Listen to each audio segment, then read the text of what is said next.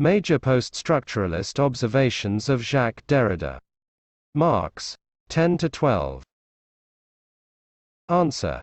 In his famous essay, Structure, Sign and Play in the Discourses of the Human Sciences, Derrida minutely analyzes certain problems of Levi-Strauss method. Derrida concludes by contrasting two views of interpretation. 1.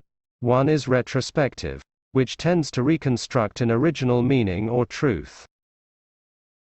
2.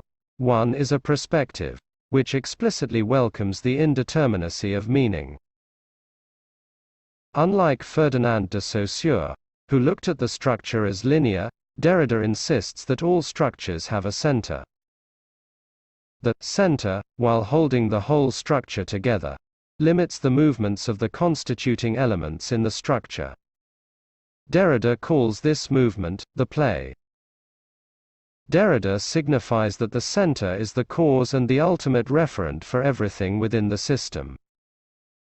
Perhaps, that is why Derrida says that the center is a weird part of a system or structure. It is part of the structure, but not part of it, because it is the governing element. Derrida further puts it like this: the center is the part of the structure which escapes structurality. Citing the Puritan belief, we can say that God created the world and rules it, and is responsible for it, but is not a part of it. The center is the center but not a part of what Derrida calls the totality of the structure.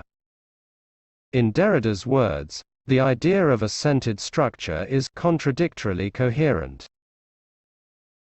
Derrida brings in the idea of transcendental signified, the ultimate source of meaning which cannot be represented or substituted by any adequate signifier. He points out the idea of God to be the best example of a transcendental signified. God cannot be represented by any signifier, yet God is the entity that all signifiers constantly refer to, as it is believed that God created the whole system. But when the structurality of the structure had begun to be thought, it became necessary to think about both the law governing the desire for a center in the constitution of the structure, and the process of signification which orders the displacement and substitutions for the law of central presence. Henceforth, it was necessary to think out that there was no center, that the center could not be thought of in the form of a being presence, that it was not a fixed locus, but a function, a sort of non-locus in which an infinite number of sign substitutions came into play. Derrida also opines that no one can talk about any system without using the terms of the system. We have no language, no system and no lexicon. Which is foreign to a system. Referring to the sign, Derrida opines that if we say that signs are equal as there is no transcendental signified, and that signifying systems have no centers, then all signs will have infinite playfulness or infinite ranges over meaning. The only way to talk about the sign is by using the word sign, and assuming it has some fixed meaning. And then we are again back in a system that we are trying to deconstruct. Once a system is deconstructed on the basis of its inconsistencies, by showing where there is a play in the system, Derrida talks about two choices. 1. We can throw out the whole structure as no good.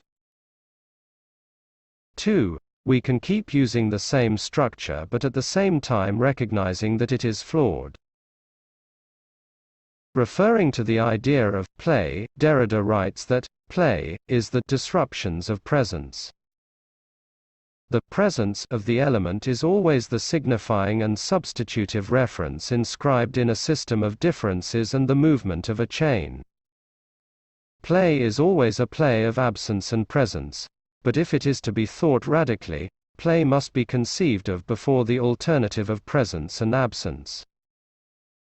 Derrida concludes his essay by referring to two different ways of interpreting structure, sign, and play.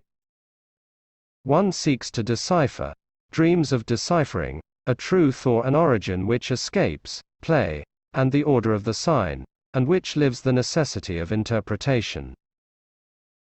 The other, which is no longer turned towards the origin, affirms play, and tries to pass beyond man and humanism, the name of man being the name of that being who throughout the history of metaphysics or throughout entire history, has dreamt of full presence, the reassuring foundation, the origin and the end of play. Finished. Please subscribe to the channel for more updates of ready-made notes on English literature. Also, please share this channel to any student pursuing a degree in English literature.